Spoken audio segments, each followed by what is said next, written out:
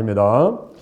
이 시간에 고린도 전서 15장 10절에 있는 말씀을 바탕으로 해서 오직 나와 함께 하신 하나님의 은혜로라 제목을 한번 따라하겠습니다. 오직 나와 함께 하신 하나님의 은혜로라.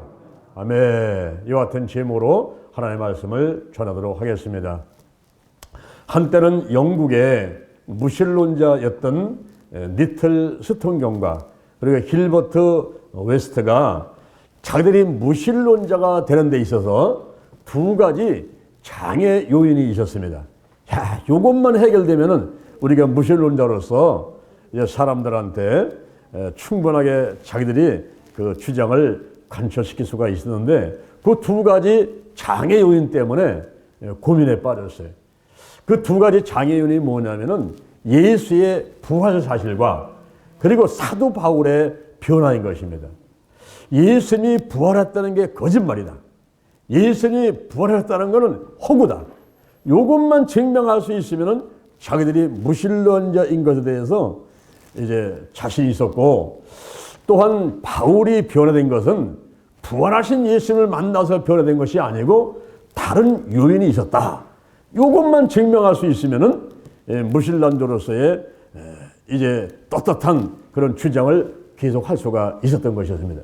그런데 예수의 부활 사실과 사도 바울의 변화, 이 두 가지가 장애가 돼서 고민 가운데 빠진 거예요.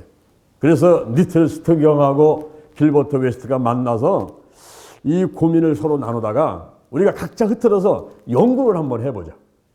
그래서 흩어져서 1개월, 2개월, 6개월 연구를 하다가 이 사람이 다시 만났습니다. 깊이 연구를 해봤더니 결론이 예수님이 부활하신 것은 사실이다.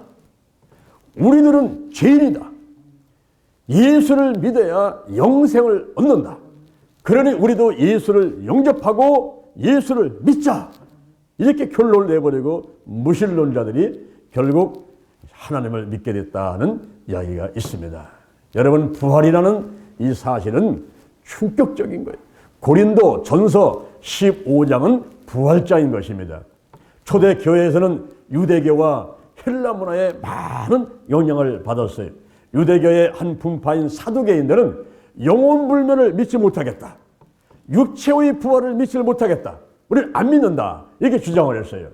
그리고 헬라 문화에서도 영혼불멸은 믿지만 예수를 믿으나 예수를 믿지 않으나 영원히 산다. 인간은 영원히 사는 존재라는 이 사실은 우리가 믿지만, 그러나 사람이 죽었다가 이 육체가 다시 살아난다는 것, 이성으로, 상식으로, 과학으로, 의학으로 입증할 수 없는 이 육체의 부활 사실은, 이것은 우리는 못 믿겠다. 이것이 헬라 문화였어요. 그래서 헬라 문화의 영향력과 유대교 분파인 사두개인들의 영향이 초대교회에 임하게 돼서 고린도 교회 성도들은 마음에 갈등을 느끼기 시작한 거예요. 야, 이거 예수 부활이 사실이냐? 이걸 믿을 수가 있는 거냐? 갈등을 느끼기 시작했습니다. 그때 사도 바울이 고린도 전서 15장에서 육체의 부활을 믿지 못한다면 우리의 믿음은 헛것이요, 우리는 세상의 모든 사람들보다도 더 불쌍한 사람이 되는 것이다. 믿는다고 하면서 교회 와서 예수를 믿지 아니하고 예수의 육체의 부활을 믿지 않는다면 그럼 믿지 않는 사람하고 똑같은 것이며, 이 아까운 시간 와가지고 시간, 물질, 마음, 정성 다 하면서 수고하는 이 모든 것이 다 헛것이 되니까 세상의 모든 사람보다 더 불쌍한 자가 되는 것이다 라고 이야기하고 있습니다. 그러면서 이 바울이 오늘 본문을 통해서 세 가지의 귀한 말씀을 우리에게 전하고 있는 것입니다. 그 첫 번째가 따라합니다. 복음이란 무엇일까요? 이 복음이란 무엇인가? 이것에 대해서 이제 말씀을 해주고 있는 것입니다. 고린도 전서 15장 1절에 보니까 내가 너희에게 전한 복음을 너희가 알게 되기를 원하노니 이것은 이미 너희가 받은 것이고 너희 안에 선 것이다 그랬어요. 너희에게 전한 복음, 이 복음, 바로 바울은 복음을 전하는 사람으로 택함을 받고 쓰임을 받았던 사람인 것입니다. 오늘 이 자리에 오신 여러분 이 세상에 왜 태어났습니까? 지금 살면서 무엇을 하면서 살아가라고 하나님께서 여러분을 이 땅에 태어나게 하신 것입니까? 그거 한번 고민해 봤습니까, 여러분? 그냥 밥 먹고 잠자고 그냥 하루가 바빠가지고 지나고 말지, 내가 이 세상에 왜 태어났는가? 내가 할 일은 무엇인가?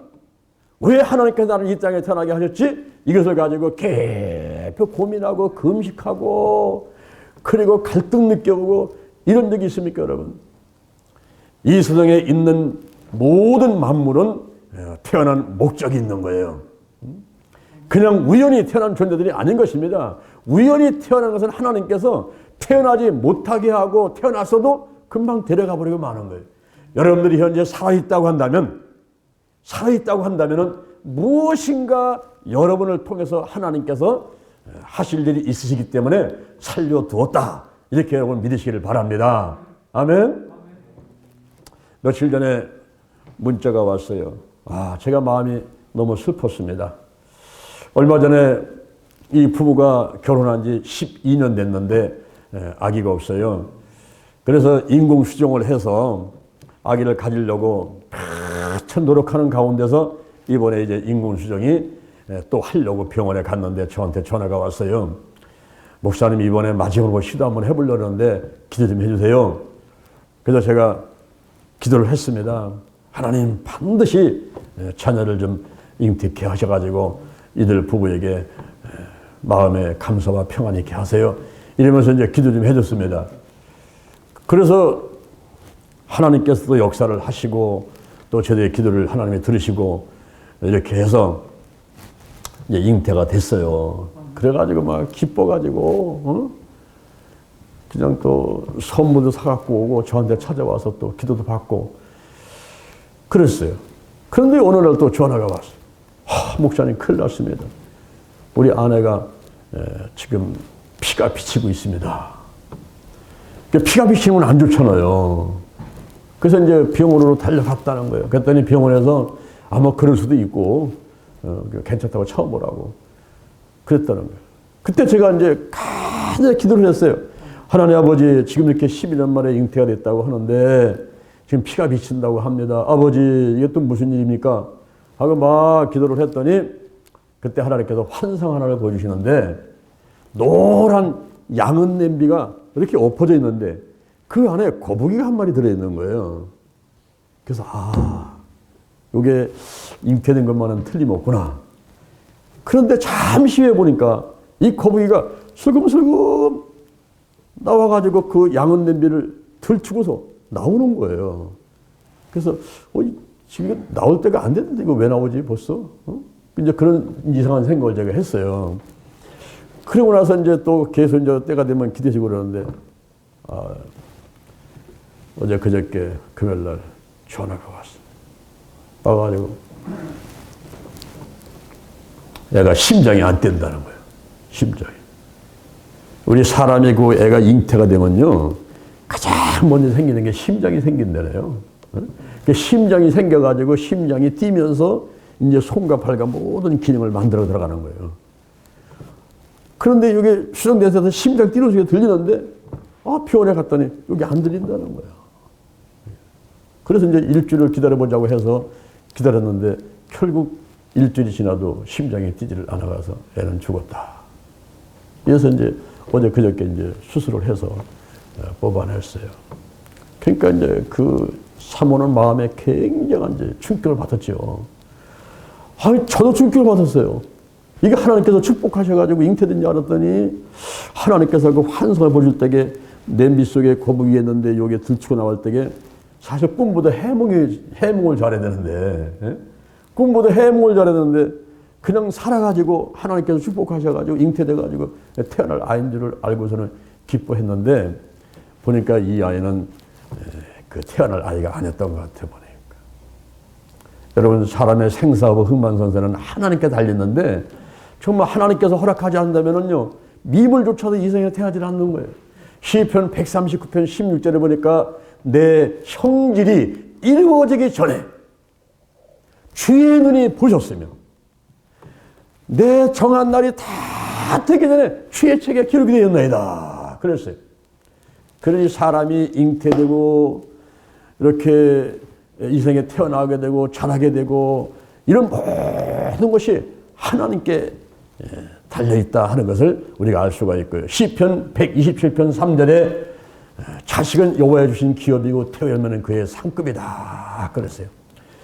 여러분, 아무리 인간이 노력해도요, 되는 거는 되고 안 되는 건 안 되는데, 특히 하나님께서 허락해야만이 모든 게 되는 거예요. 되는 거예요. 그러니까 사람이 아무리 노력해도요, 하나님이 허락하지 않는 것은 안 되는 거예요. 여러분들이 이 땅에 태어나서 지금까지 살아오셨다고 한다면은 정말 하나님의 은혜라는 것을 여러분이 고백하게 되기를 바랍니다. 아멘. 오직 나와 함께 하신 하나님의 은혜로다. 내가 이 땅에 태어난 것도 하나님의 은혜요. 여기까지 살아온 것도 하나님의 은혜요. 앞으로 살아갈 것도 하나님의 은혜로 살아가게 될 줄로 믿으시길 바랍니다. 아멘. 그래서 우리가 어떤 때는 슬픈 일을 당할 때도 있고 어떤 때는 기쁜 일이 있지만은 그러나 담담한 가운데서도 범사에 감사해야 돼요. 슬픈 일이 와도 감사, 기쁜 일이 와도 감사. 그러면서 하나님이 지은 세계를 사람을 사랑하고 자연을 사랑하고 하나님을 사랑하고 이 사랑을 실천해 가는 것이 아주 중요하다고 생각이 됩니다. 오늘 영상을 봤던 타사 투더가 작년 재작년에 세상을 떠나셨어요. 92살에 세상을 떠났습니다. 그런데 죽은 다음에 더 유명해졌어요. 이분이 그림 그린 거 하나, 이분이 글 쓴 거 하나, 이런 것들이 유명해 돼가지고 그림이 비싸게 팔리고, 그리고 나의 정원이라는 이 타사의 정원이라는 저 동화책이요, 글로 쓴 게 아니라 그냥 사진 찍어서 그림만 만드는 건데 그것이 막 불티나게 팔려가고, 그리고 많은 사람들이 타사의 정원 같은 저런 정원을 집에 만들려고 노력하고, 많은 사람들이 나도 이제는 자연 속에 들어가서 산 속에 들어가서 꽃 키우고 동물 키우고 새 키우고 이렇게 하면서 살아가겠다, 이런 결심들을 하게 되고, 사람이 이 땅에 태어나서 무엇을 하다가 어디로 가는가? 인생의 목적은 하나님께 영광을 돌리는 것이죠. 먹든지 마시든지 다 무엇하든지 다 하나님의 영광을 하는 것이죠. 그런데 하나님을 믿으나 안 믿으나 전부 하나님의 일반 은총 가운데 사람들이 혜택을 누리면서 살아가게 돼요. 그러니 오직 나와 함께 하신 하나님의 은혜로다, 이 고백을 안 할 수가 없다는 거죠. 여기 사도 바울은 왜 태어났습니까? 그는 복음을 전하는 자로, 이방인한테 특별히 이방인에게 복음을 전하는 자로 택함 받아가지고 그가 예수를 믿게 되고, 그리고 1차, 2차, 3차, 4차의 전도 여행을 통해서 오늘날 유럽이죠. 유럽, 그 로마, 해가 지지 않는 어떤 로마를 복음화시키고, 오늘날 유럽을 복음화시키고, 그 복음이 미국으로, 그 복음이 아시아로 온 세계가 복음되는데 가장 중요한 역할을 했던 사람이 바울이었어요. 사도행전 9장 15절이니까 이 사람은 내 이름을 위해서 이방인들과 임금들과 이스라엘 자손들 앞에 전하기 위하여 택한 나의 그릇이다. 이 바울은 복음을 전하기 위해서 택한 나의 그릇이다 그랬어요. 그러면 복음이 뭡니까? 이 복음은 복된 소리, 기쁜 소리, 좋은 소리죠. 여러분에게 좋은 소리는 뭡니까? 와, 맛있는 거 지금 차려놨다는 소리가 기쁩니까? 야, 좋은 직장에 취직됐다. 좋은 대학에 들어가게 됐다. 와, 돈이 많이 벌리게 되었다. 아파트를 샀다. 아파트 당첨됐다. 로또 복권에 당첨됐다. 다 여러분들에게 좋은 소식일 수가 있죠. 그렇죠? 여기서 바울이 전하는 복음, 기쁜 소식, 좋은 소식은 무엇일까요? 그건 바로 예수 그리스도에 대한 것이었습니다. 예수님의 탄생이 복음이에요. 예수님의 탄생이 기쁜 소식이었습니다. 이사야 7장 14절에 처녀가 잉태하여 아들을 낳으리니, 마태복음 1장 20절에서 아들을 낳으니 이름을 예수라 하라. 그 예수의 이름의 뜻이 저희 백성을 모든 죄에서 구원할 자라는 그런 이름을 뜻을 가지고 있습니다. 그러니까 예수의 탄생이 이것이 복된 소식. 예수의 탄생을 통해서, 예수를 통해서 이제 우리의 모든 죄가 다 씻겨질 것을 예고하고 있으니 이것이 복된 소식이죠. 예수님의 죽음이 좋은 소식이었습니다.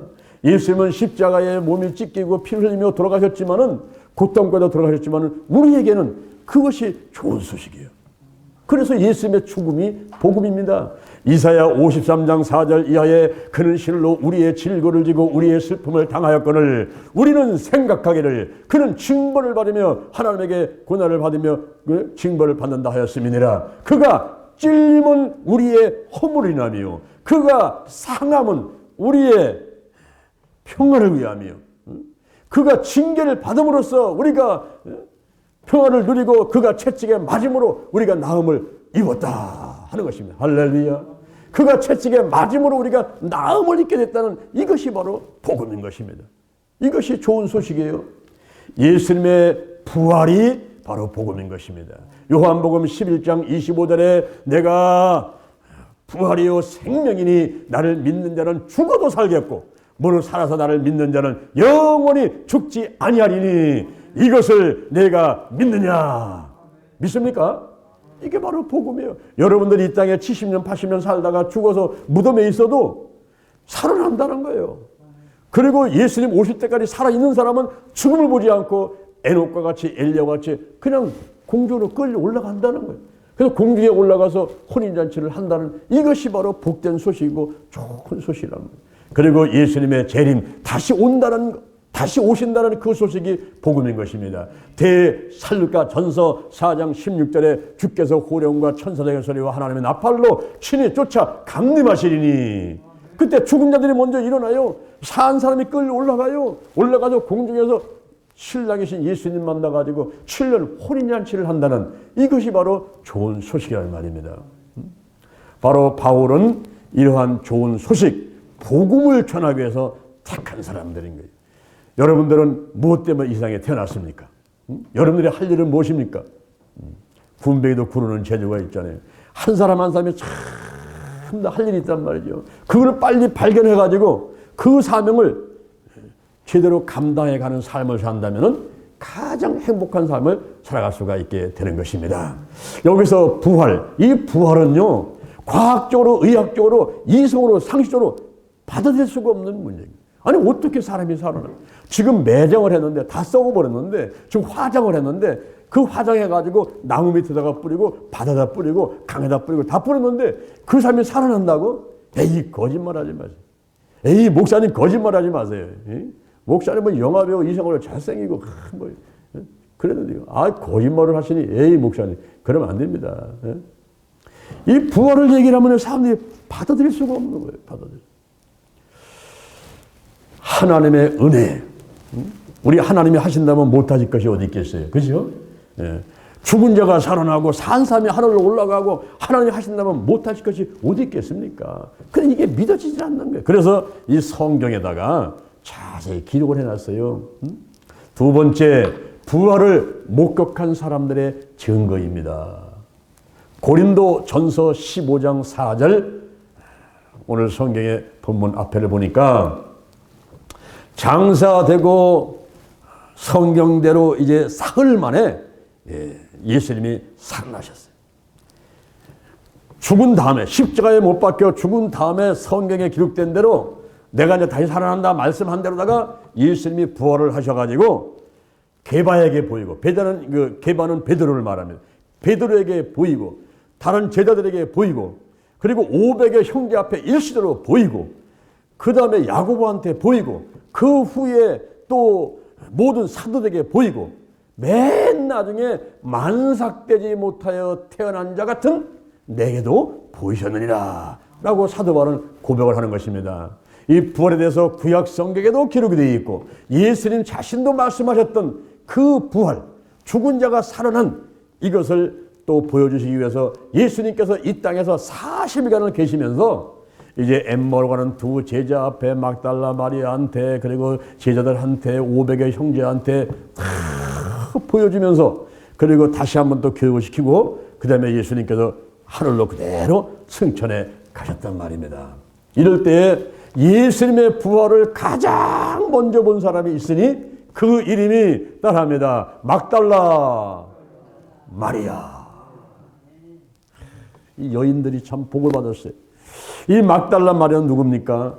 이 사람은 누가복음 8장 2절에 보니까 7 귀신이 들려가지고 귀신한테 묶여있던 여자인데 예수님께서 귀신을 쫓아내가지고 이제 치유받아서 너무너무 감사하죠. 그렇죠? 귀신한테 묶여가지고 죽어가던 사람을 예수님이 귀신을 쫓아내시니 얼마나 감사합니까? 그래서 헌신을 하는데 끝까지 예수님께 헌신을 했던 여인이 막달라 마리아였어요. 여러분들도 누군가에게 이렇게 은혜를 입으면 고마움을 받게 되면 잊지 못하잖아요. 한 번은 제가 교구 사무실에 있는데 한 그 구역장님이 아가씨를 한 명 데리고 왔어요. 와서 목사님 기도 좀 한번 해주세요. 근데 그 아가씨를 보니까 이 아가씨가 저를 보자마자 막 떠는 거예요. 사실하면 떨듯이 막 떨어요. 막 머리부터 막 흔들고 막 떨어. 근데 물어봤어요. 아니 집사님 왜 그래요? 했더니 이거 누구예요? 했더니 제 딸인데요. 귀신 들렸어요. 귀신. 그런데 왜 이렇게 떨어요? 몰라요. 목사님 보니까 막 떨어버리네요. 그래서 뭐라고 손을 놓고서 나사렛 예수 그때 이름으로 면하니 이 귀신은 드러나고 떠나가 찌가다. 그랬더니 그냥 막 버둥버둥 다는 뻥 떨어져가지고 그 길로 귀신이 떠나갔어요. 근데 귀신이 떠나간 거는 잘했는데 그 다음부터 내가 이제 괴롭힘을 당하는 거예요. 장로한 목사가 자기 생명의 은인이라는 거예요. 그래서 자기가 드릴 것이 없어. 이 몸을 드리겠습니다. 그러는 거예요. 그래가지고 나한테 시집으로 갔다고 그래요. 그래서 내가 그 아가씨를 설득을 시켰어요. 나는 이미 결혼해가지고 여기 부인이 한 명 있는데 또 아가씨가 시집 오면 둘이 어떻게 생겨. 서로 싸우고 막 이래버리면 내가 어떻게 목회를 해요. 내가 목사가 아니면 생각해 보겠는데 목사인데 어떻게 내가 또 결혼한 사람이 또 부인을 얻을 수 있겠냐. 그건 말이 안 되는 소리니까 이제 기도하는 가운데 다른 좋은 남자를 만나서 시집 가야 된다 했더니 그게 아니라는 거예요. 장년 목사가 자기 생명의 은혜이기 때문에 자기 몸을 드려야 된다는 거야. 이러면서 저를 쫓아다녔는데 무려 3년을 쫓아다녔어요. 제가 국민일보 판매국장을 할 때에 거기 구리동에 회사가 어마어마하죠. 내 밑에 종사원이 3,000명이었으니까. 그런데 아침에 아예 그냥 도시락 싸갖고 와요, 이 아가씨가. 와가지고 그 정문 앞에 앉아가지고 하루 종일 기다리는 거야. 나 나올 때까지. 도시락 까먹으면서 기다리는 거야. 그러니 이게 잘못된 소문이 일어나가지고 정년 목사가 스캔들이 일어났다, 이런 얘기 버리면은 저는 그냥 잘리는 거 아니에요. 마음에 조마조마하고 그냥 그 어머니를 부르고 설득을 시키고 얘를 야단치고 해도 소용이 없어, 소용이. 그래서 제가 할 수 없어가지고 작정 기도를 하면서 하나님 아버지 저 아가씨를 좀 다른 데 시집 좀 가게 좀 해주세요. 이렇게 기도했더니 하나님 때 응답하시고서는 다른 데 시집을 가게 됐어요. 할렐루야. 여기 막달라 마리아가 왜 예수님을 끝까지 쫓아다니면서 헌신했을까요? 생명의 은이라고 생각하면 너무너무 고마워가지고 7 귀신 들렸다가 귀신 떠나갔으니까 끝까지 예수님을 쫓아서 십자가 못 박혀 돌아가시는 거기까지 예수님 돌아가셔서 십자가에 돌아가셔가지고 무덤에 가 있을 적에 안식구 첫날 예수님의 시체 그 몸에다가 기름을 발라드리기 위해서 또 무덤을 찾아가는 그때 바로 부활하신 예수님을 만나는 놀라운 기적이 일어나게 된 것입니다. 할렐루야, 할렐루야. 요한복음 20장 29절 이하에 보니까 예수님께서 제자들 앞에서 나타났어요. 내가 평안하냐? 예수님 부활하셔 오신 거예요. 너무너무 놀랐죠. 근데 그때 도마가 없었어요. 이제 예수님이 가셨습니다. 도마가 들어왔어요. 제자들이 야야야야 예수님 부활하셔 오셨어. 얘가 막 전하니까 도마가 있다가 거짓말하지 마. 아니, 사람이 어떻게 부활한다는 거야. 거짓말하지 마. 내 손가락을 예수님의 그 못자국 박힌 거기다가 집어넣어보고 내 손을 엮고다가 넣어보지 않고는 나는 안 믿겠어.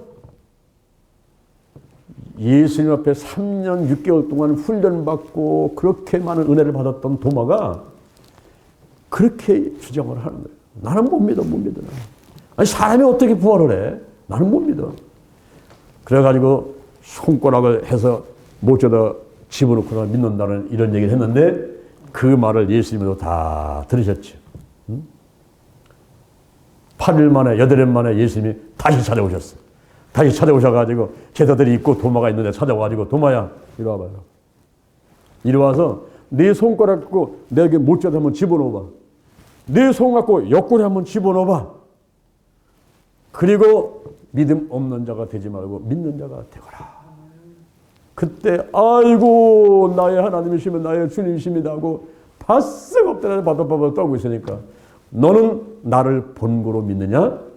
보지 못하고 믿는 자들이 복되도다. 할렐루야. 이 도마는 의심하는 사람이었어요. 저 인도에 가면 첸나이라는 곳이 있는데 그 첸나이에 도마 기념관이 있어요.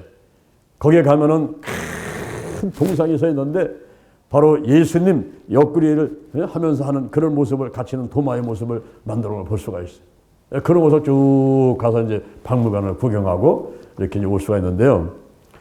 여러분 오늘날 우리들도 도마하고 똑같은 생각을 가질 수가 있어요. 내가 어떻게 사람이 부활한 걸 믿어? 난 못 믿어, 못 믿어. 내가 직접 만져봐야지. 내가 직접 손을 넣어봐야지. 내가 그러고 믿을 거야.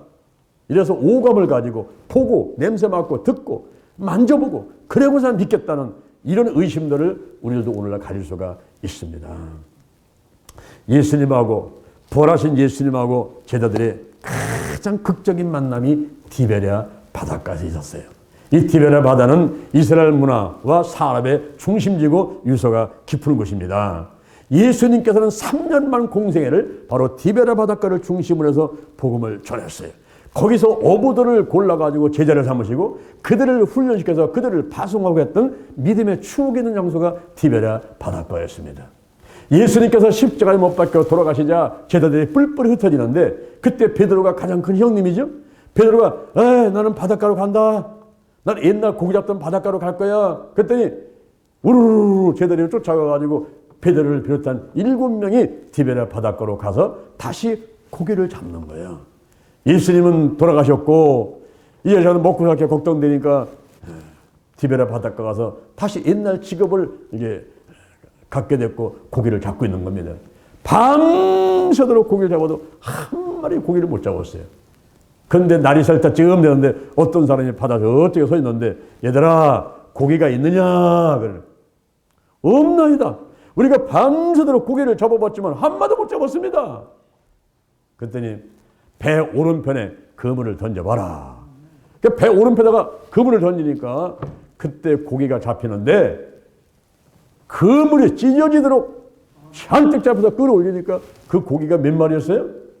153마리. 그때 영안이 딱 뛰었어. 어이구 주님이시다. 주님이죠. 그러니까 베드로가 있다가 그래가지고 헐레벌떡 뛰어내려가가지고 예수님께 달려갑니다. 제자들이 이제 금을 끌어올리고 153마리 풍선을 잡고 육지로 올라갑니다. 올라갔더니 예수님께서 숯불에다가 생선을 굽고 계시는 거예요. 그리고 떡을 준비하고 계신 거예요. 조반을 준비해놓고서는 제자들 오라고 하는 거예요. 그 숯불을 보는 순간에 베드로가 무슨 생각이 들었을까요? 자기가 불을 쬐다가 숯불을 쬐다가 예수님 모른다고 3번 부인했던 베드로. 3년 6개월 동안에 그렇게 예수님께 사랑받고 쓰임받았던 베드로가 마지막 순간에 나는 주님을 모른다는 거예요. 나는 예수님 모른다. 같이 죽을 것 같으니까 그 생명 하나 살고 싶어가지고 스승을 부인하고 배반한 베드로.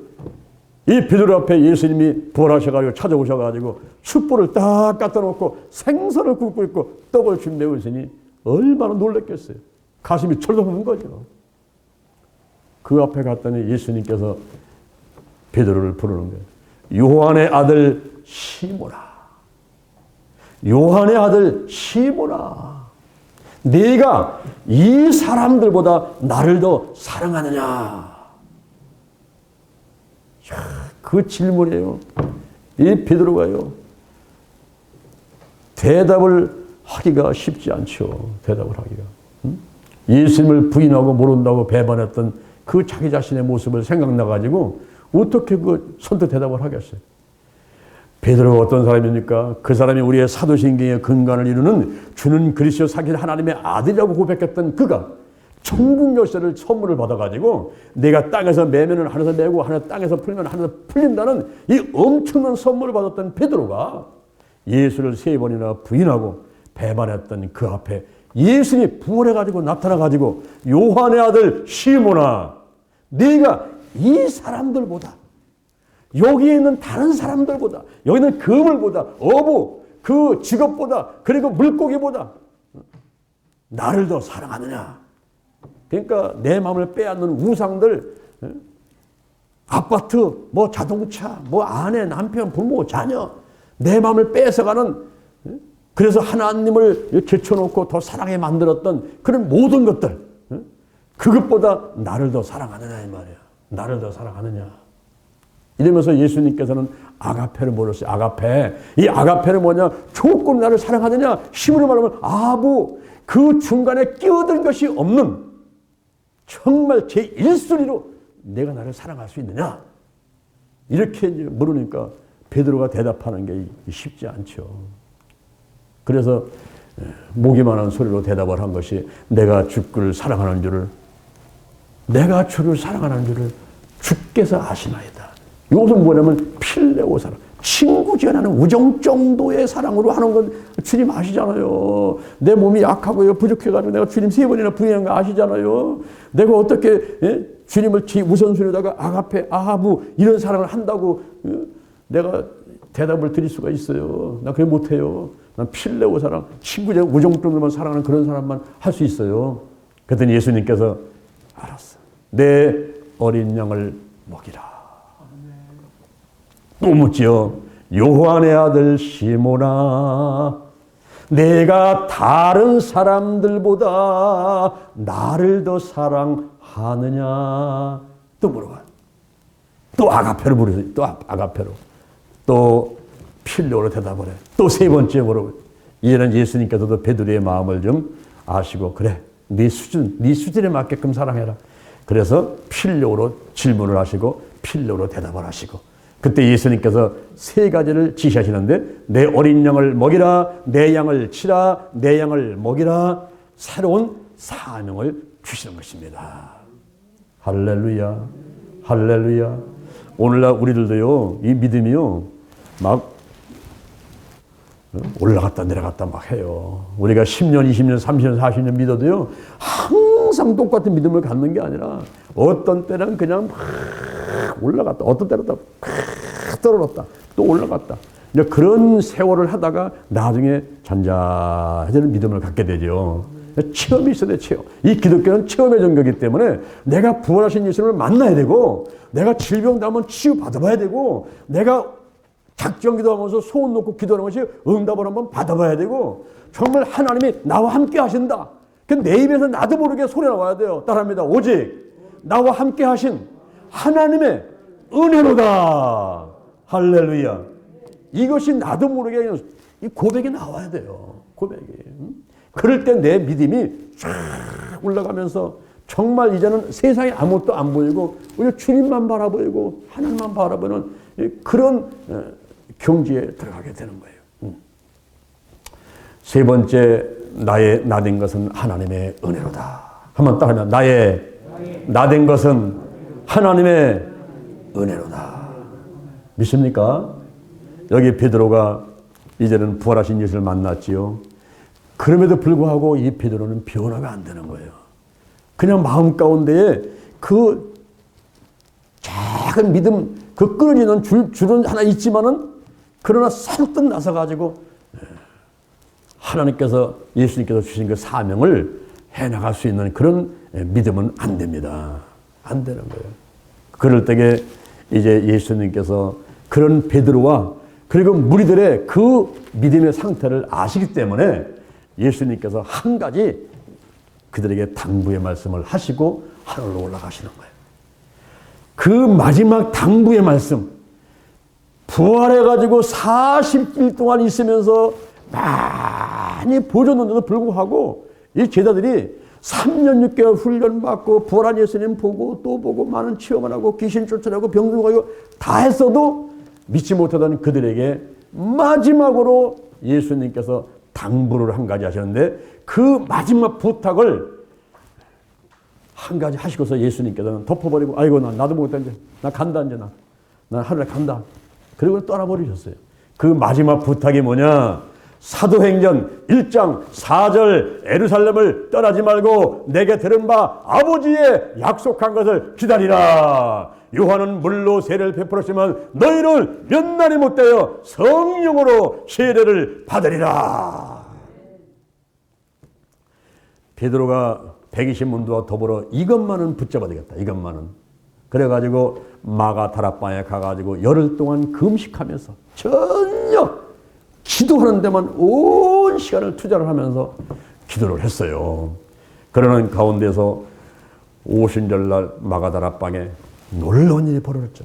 하늘로부터 급하고 강한 바람 같은 것이 저희 앉아놓은 집에 가득하게 되고 불의 혀같이 갈라지는 것이 각 사람에게 팍팍팍팍 임하더니 성령의 충만을 받고 성령의 말하게 하심을 따라서 다른 방언을 하게 됐단 말입니다. 표적방언이에요. 표적방언. 이 오부 출신 불황무식한 이 무식한 베드로하고 이 사람들이 하는 얘기가 그냥 일본에서 미국에서 막 러시아에서 온 사람들이 전부 자기 나라 말로 알아듣는 거예요. 그냥 일본 말로 영어로 막 다 알아듣는 거예요. 막. 이런 표적방언이었어요. 표적방언. 근데 놀라운 일이 벌어집니다. 남들이 볼 때는 새술에 취한 것 같고 미친 사람들이 지금 그냥 막 헛된 소리 늘어놓은 것 같은 그런 막 성령의 충만해서 불덩이 돼가지고서 막 춤추고 받은 그들이 나가서 복음을 딱 전하니까요. 그 복음을 듣고서는 회개하고 나 하나님 믿겠다고 돌아오는 사람들이 3,000명이 돌아와요. 또 나가서 복음을 전하니까 5,000명이 돌아와요. 할렐루야. 또 성문에 올라가다가 나면서부터 안진병이 됐는데 은과 금은 내게 없거니와 내게 있는 것은 내게 주노니 곧 나사렛 예수 그리스도의 이름으로 일어나 걸어라. 이렇게 세우니까 뛰기도 하고 걷기도 하고 하나님을 찬미하는데요. 그는 걸었네, 뛰었네, 찬양했네. 예? 그냥 안진병에 일어나가지고 막 펄펄 뛰면서 하나님을 찬양하는 놀라운 기적의 역사가 막 일어났단 말이에요. 할렐루야. 할렐루야. 이 베드로가 변화가 된 거예요. 부활하신 예수님 보고 그 다음에 성령 충만 받고 베드로가 변화가 돼가지고 놀라운 역사가 그 앞에 막 나타나는데 심지어 나중에는요 병든 사람들, 귀신 사람들도 길가에 갖다 막 갖다 놔야 침대 갖다 놓고서 베드로가 지나갈 때에 그림자라도 비추기를 원하는 거예요. 근데 실제 베드로가 싹 지나가면서 그 그림자도 비치면요 귀신이 떠나고 병든 자가 막 치유받는 놀라운 기적이 일어났단 말이에요. 할렐루야. 오늘 본문에서 사도 바울이 고백하는 것이 오늘 본문이에요. 이 바울이 다메섹 상에서 부활하신 예수를 만나고 그리고 눈이 멀어가지고 식음을 전파하고 3일 동안 있을 때에 아나니아가 와가지고 안수기 되고 눈이 뜨게 되고 성령으로 충만받고 나니까 그때 이 바울한테는 놀라운 일이 벌어졌어요. 그래서 고백하는 것이 고린도 전서 15장 10절에서 나의 나 된 것은 하나님의 은혜로 된 거다. 오직 나와 함께 하시는 하나님의 은혜다. 내가 변화된 것은 하나님의 은혜다. 이렇게 고백을 하게 되는 것입니다. 그러면서 이 베드로가 나서 복음을 전하는데 고린도 후서 11장 23절에 너희가 그리스도의 일꾼이냐 정신없는 말을 하거니와 나는 더욱 그리하도다. 내가 감옥에도 많이 갔고 수고도 많이 하고 매도 많이 맞고 여러 번 죽을 뻔했는데 40에 하나 감암매를 5번 맞고 3번 태장을 맞고 1번 돌에 맞고 그리고 3번 파산에 일주일을 기품에 있고 여행을 하는데 강의 위험, 강도의 위험, 동족의 위험, 이방인의 위험, 그리고 시내와 광야와 바다와 이 거대 형제들의 위험 가운데 있었지만은 내가 수고하고 헐벗고 춥고 굶주리고 이렇게 고생을 많이 했지만 그러나 항상 내게 눌리는 거 한 가지 있었는데 늘 부담이 한 가지, 부담. 이 부담이 한 가지 있었는데 그 부담이 뭐냐 하면은 교회에 대한 염려다. 교회에 대한 염려다. 그러면서 복음을 전하면서 사도행전 20장 24절에서 고백하기를 나의 달려갈 길과 주 예수께 받은 사명 곧 하나님의 은혜의 복음을 전하는 것을 마치려 하면은 나의 생명도 조금 더 귀한 것으로 여기지 아니하노라. 그러니까 바울은 이 땅에 태어날 때에 이방인의 복음 전자로 태어나게 하셨고 그래서 부활하신 주님을 만나고 그 다음에 성령 받고 나가서 목숨이 다해서 순교할 각오로 그렇게 복음을 전하다가 결국은 순교한 바울의 삶이 있어요. 그러니까 오늘 이 시간 이후에 이제 하나님의 은혜로 여기까지 살아오신 여러분은 무엇을 하면서 살아갈 것입니까? 할렐루야. 우리가 하나님을 사랑하고 이웃을 사랑하고 그리고 피조물을 사랑하고 그러면서 생명을 살리고 사명자를 양성하고 하나님께 영광을 돌리고 이 삶이 가장 보람 있는 삶인 것입니다. 그건 목사님이나 하시지 내가 뭘 하겠어요? 그렇지 않습니다, 여러분. 혼자 장로한 목사 혼자 할 수 있는 일이 많지를 않아요. 여러분들이 하는데 힘을 합하는 거예요. 어떤 데는 가만히 가서 앉아만 있어도 그것이 바로 하나님 일을 하는 거예요. 어떤 때는 따라합니다. 감사합니다. 사랑합니다. 축복합니다. 이런 말들을 해서 믿음의 분위기를 만들어가는 것이 곧 하나님의 일을 하는 것이죠. 그래서 대전 힐링교회를 중심으로 해서 신명복지대단 우리가 영동 힐링기도원 이런 데 통해 가지고 우리가 할 수 있는 것은 이제 생명을 살리고 사명자를 양성하고 온천으로 파송해서 한국계, 세계계, 민족복음화, 세계복음화를 이루는데 기여하는 것이 우리들의 삶의 큰 목적이 될 줄로 믿습니다. 아멘. 여러분들 이 땅에 왜 태어나게 하셨는가? 궁금하게 한번 생각해 보시오. 남은 생에는 내가 어떻게 보람있게 살아갈 것인가? 여러분들이 무슨 큰 일을 한다고 해서 보람 있는 것이 아니라 작은 일 하나, 교회를 사랑하시고 와서 기도하시고 와서 또 예배드리시고 그리고 또 전도하시고 와서 봉사하시고 또 교회에 피어있는 꽃 하나 그리고 우리 금복이라든가 강아지 한 마리 사랑해주고 또 영동 힐링기도원 가가지고 씨앗 하나 뿌리고 그거 가꿔주고 꽃하고 나무 하나 잘라내고 감 따와서 논아주고 이렇게 사소한 일 같지만은 우리가 그런 일들을 통해서 하나의 전도를 하고 생명을 살리고 하나님께 영광을 돌리고 하는 이런 삶들이 보람 있는 삶이 되는 것입니다. 할렐루야. 오늘 본문에서 오직 나와 함께 하신 하나님의 은혜로다.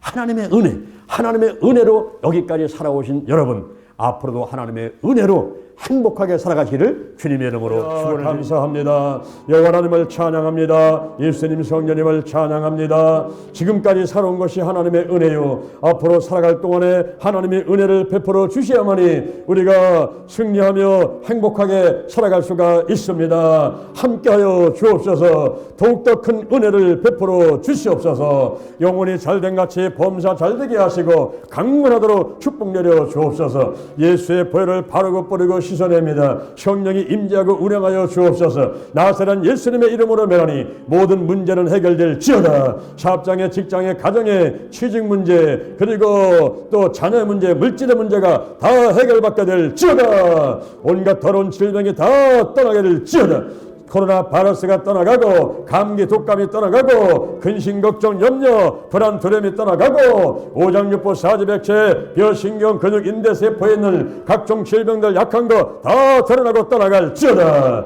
마귀와 사단과 악한 영들 다 드러나고 떠나가며 하나님 안에서 감사가 넘쳐나고 행복하도록 축복해 주옵소서. 감사합니다. 사랑합니다. 축복합니다. 예수님의 이름으로 기도합니다.